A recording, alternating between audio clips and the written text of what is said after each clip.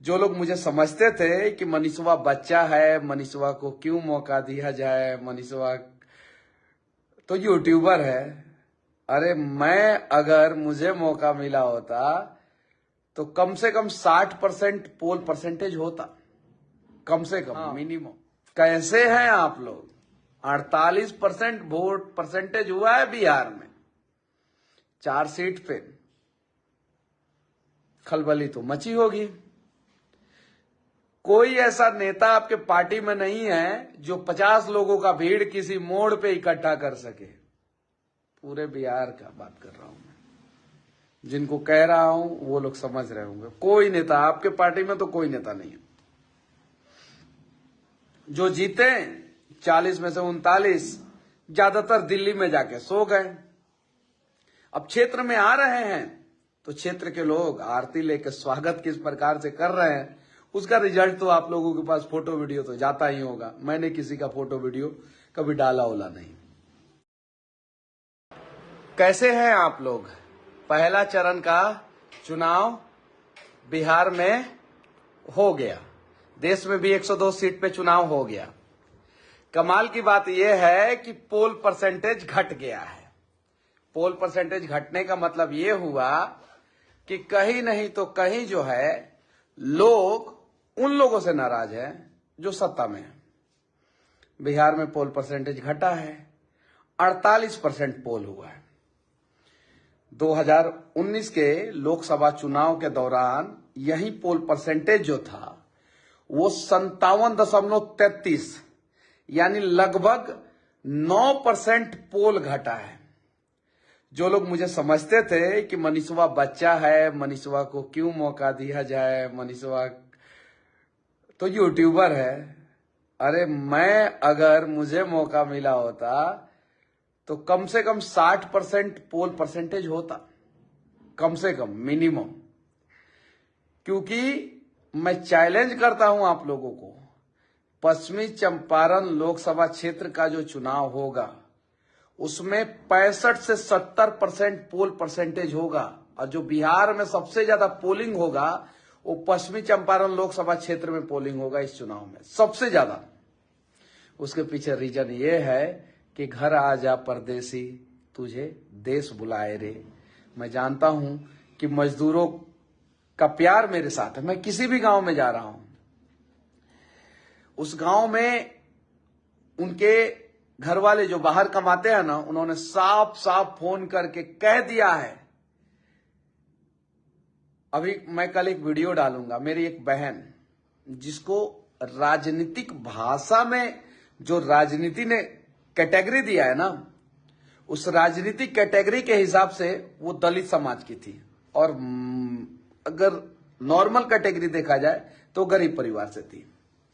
उनका पति तमिलनाडु में काम करता है। उन्हें पता चला कि मैं उनके गांव के रास्ते से गुजरने वाला हूं तो उन्होंने 500 रुपया दिया था और पटाखे बजवाए थे सभी पूरे गांव वाले लोगों से। उम्र उनका मैक्सिमम 28 से 30 साल होगा, मैक्सिमम।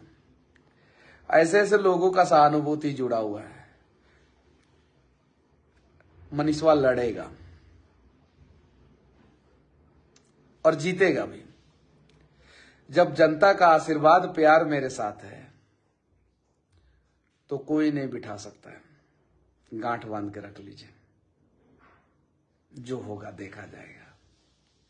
वॉरियर कभी भी रिजल्ट की चिंता नहीं करते हैं, लड़ते हैं। हम लोग वॉरियर हैं, लड़ेंगे। और मनीष कश्यप अगर हारेगा तो वो सिर्फ और सिर्फ मनीष कश्यप से, दूसरा कोई नहीं हरा सकता है। ये मेरा ओवर कॉन्फिडेंस नहीं है, ये मेरा विश्वास है। और हां, कैसे हैं आप लोग? 48% वोट परसेंटेज हुआ है बिहार में, 4 सीट पे। खलबली तो मची होगी। कोई ऐसा नेता आपके पार्टी में नहीं है जो 50 लोगों का भीड़ किसी मोड़ पे इकट्ठा कर सके। पूरे बिहार का बात कर रहा हूं मैं, जिनको कह रहा हूं वो लोग समझ रहे होंगे। कोई नेता आपके पार्टी में तो कोई नेता नहीं है। जो जीते 40 में से 39 ज्यादातर दिल्ली में जाके सो गए। अब क्षेत्र में आ रहे हैं तो क्षेत्र के लोग आरती लेकर स्वागत किस प्रकार से कर रहे हैं, उसका रिजल्ट तो आप लोगों के पास फोटो वीडियो तो जाता ही होगा। मैंने किसी का फोटो वीडियो कभी डाला ओला नहीं, और जा रहा होगा। हर क्षेत्र से रिजल्ट क्या है, खासकर पश्चिमी चंपारण लोकसभा से रिजल्ट क्या है वो आप सभी को पता है। चलिए ठीक है, 46%, 48%, पिछली बार 57.3%, 57.33%, इस बार जो है वो 48%। चलिए, एक तो चीज हुआ मेरे साथ, क्षेत्र घूमने के बाद पता चला। मैं सोचता था कि मैं जेल चला गया, मेरे साथ गलत हुआ, मैं ये सोचता था। भगवान ने खूबसूरत तोहफा दिया मुझे, और वो तोहफा हमारे यहाँ के लोगों का प्यार है, भर भर के मुझे मिल रहा है। मैं जीतूंगा तो ना देश कमजोर होगा और ना ही देश के प्रधानमंत्री। मैं दोनों को कमजोर नहीं होने दूंगा, लेकिन सबसे पहले मैं अपने क्षेत्र के जनता को कमजोर नहीं होने दूंगा। तो मेरा भरोसा कीजिए, ना क्षेत्र का जनता कमजोर होंगे, ना देश के प्रधानमंत्री कमजोर होंगे, और ना ही देश कमजोर होगा। मैं राष्ट्रीय जनता दल से रिजेक्टेड हुआ नेता नहीं हूं। आज अगर पार्टी टिकट नहीं दे कुछ लोगों को तो लालटेन उठा लेंगे, आज अगर टिकट नहीं दे तो लालटेन उठा लेंगे। सच्चाई पास्ट में जाके आप लोगों को पता चल जाएगा। मनीषवा ऐसा नहीं करेगा, मनीषवा वादा करता है। मैं चंपारण की भूमि को भी बिकने नहीं दूंगा, देश को भी कमजोर नहीं होने दूंगा, और प्रधानमंत्री जी को भी कमजोर नहीं होने दूंगा। सीना अगर चीर के दिखाने वाला होता तो मैं दिखा देता। बाकी आप लोगों की मर्जी। 46% हुआ है फर्स्ट फेज में, जो एक बैड इंडिकेशन सत्ताधारी पार्टियों के लिए है। पिछली बार नमस्कार, आप देख रहे हैं हमारा YouTube चैनल विनय विवादिया। बातों ही बातों में मनीष कश्यप ने भारतीय जनता पार्टी की चुटकी भी ले ली। उसके बाद ईडी, सीबीआई और अपने कैरियर के डर की वजह से मनीष कश्यप को प्रधानमंत्री मोदी के पक्ष में भी बोलना पड़ा। तो कहीं ना कहीं ये बात मनीष कश्यप की सही भी है कि पहले फेस में कम वोट करना कहीं ना कहीं भारतीय जनता पार्टी के लिए नुकसान की बात तो जरूर है। और दूसरी तरफ अब की बार 400 के पार नारा देने वाली भारतीय जनता पार्टी अब की बार लुल्ल पार्टी बनती चली जा रही है।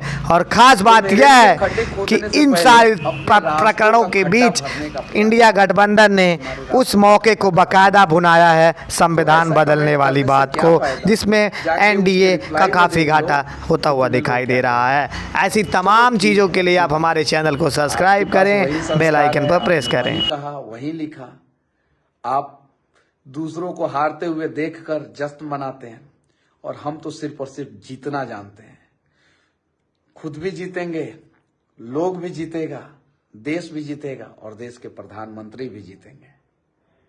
बाकी आप सभी की मर्जी। चलिए, आपका कमेंट, एक कमेंट मैंने पढ़ लिया, और बाकी बहुत सारे लोग जो है हर हर महादेव, गुड नाइट भैया, लव यू भैया, क्या हाल है भैया, जय हो भैया, जय श्री राम भैया। भैया आप बहुत आगे जाओगे, अब भाई आपकी जीत होगी। अब ललटेन का जरूरत नहीं है भैया जी। चलिए ठीक है, सो जाइए लोग, कल सुबह से फिर से एक नई शुरुआत करेंगे। जय हिंद। और नई शुरुआत का मतलब ये नहीं हुआ कि कुछ और करेंगे, मैं तो वही करूंगा जो आज किया। लोगों के बीच में गया, वोट मांगा, वोट मांगे मनीषवा तोहार, हे माई चाची, हे बहिनी भाई, दे दी हलंगिने को वोट। वादा करता नहीं तहनी के वोट गढ़ा में ना जाए दें, तहनी के वोट बेकार ना होके दें। आ एक एक वोट के कर्ज